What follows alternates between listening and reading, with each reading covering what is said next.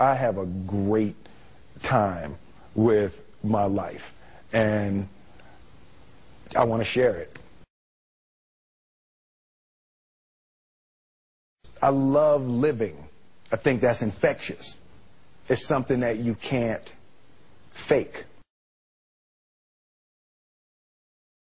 Greatness is not this wonderful, esoteric, elusive, God-like feature that only the special among us will ever taste. You know, it's something that truly exists in all of us. It's very simple. This is what I believe, and I'm willing to die for it. Yeah. Period. It's that simple. I know who I am, and I know what I believe. I know who I am, I know what I believe. That's all I need to know. And that's all I need to know. So from there, you do what you need to do. Yeah. You know, and I think what happens is we make the situation more complex than it has to be. Because we're looking for complexity. There's got to be something complex to understand. It can't be that easy. No. We didn't grow up with the sense that where we were was where we were going to be. You know, we grew up with the sense that where we were almost didn't matter because we were becoming right. Something greater.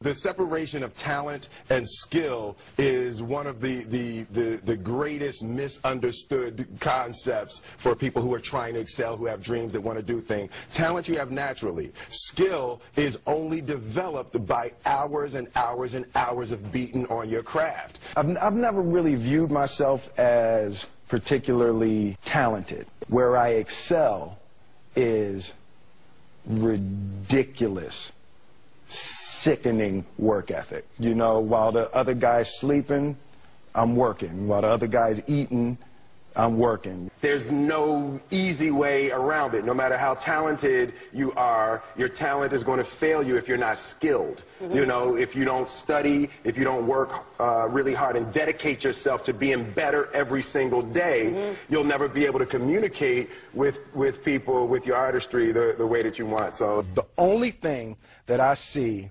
that is distinctly different about me is I'm not afraid to die on a treadmill.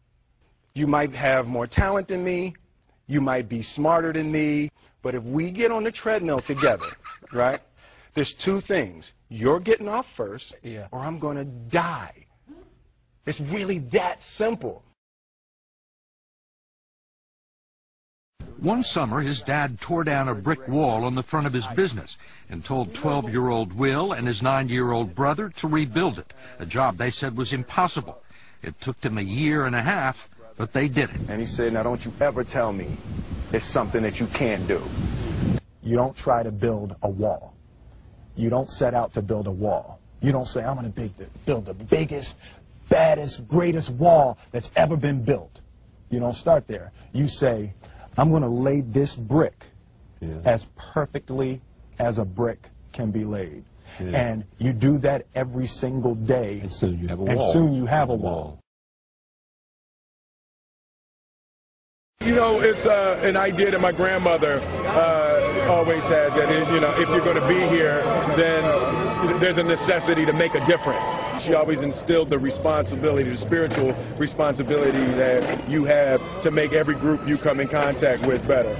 I want to do good. Yeah. I want the world to be better because I was here. I want my life, I want my work, my family, I want it to mean something. And it's like, it has, if you are not making someone else's life better, then you're wasting your time. You know, like your life will become better by making other lives better. I want to represent an idea. I want to represent possibilities. I want to represent the idea that you really can make what you want. One of my favorite books is The Alchemist, Paulo Coelho, and that's just, I just believe that. I believe that I can create whatever I want to create. The first step before anybody else in the world believes it is you have to believe it. There's no reason to have a plan B because it distracts from plan A. I think that there's a certain delusional quality that all successful people have to have. You have to believe that something different than what has happened for the last 50 million years of history. You have to believe that something different can happen. Confucius said, he who says he can and he who says he can't are both usually right. Being realistic is the most commonly traveled road to mediocrity. Why would you be realistic? What's the point of being realistic?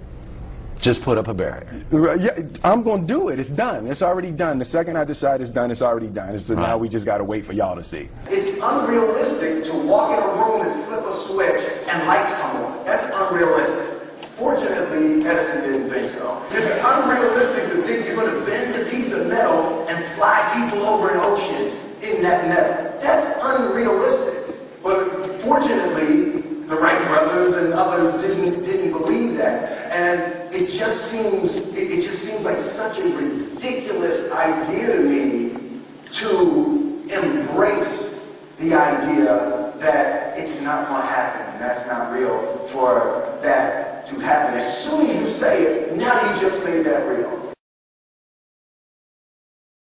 Our thoughts, our feelings, our dreams, our ideas are physical in the universe.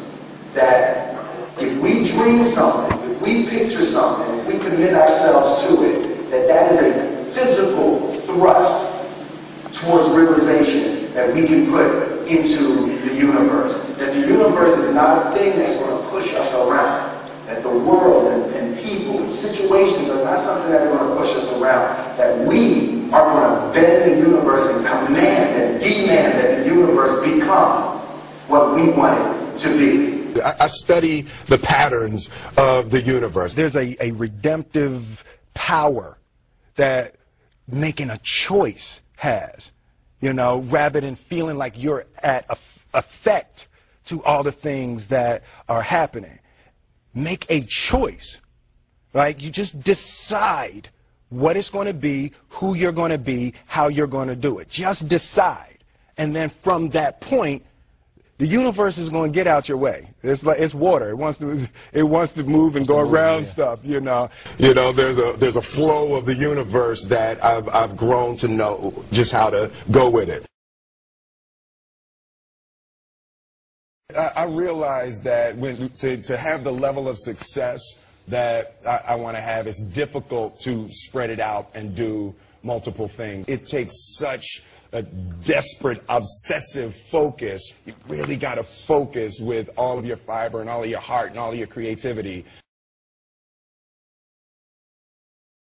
I'm motivated by fear. Fear. You know? Fear of what? Fear of fear. I hate being scared to do something.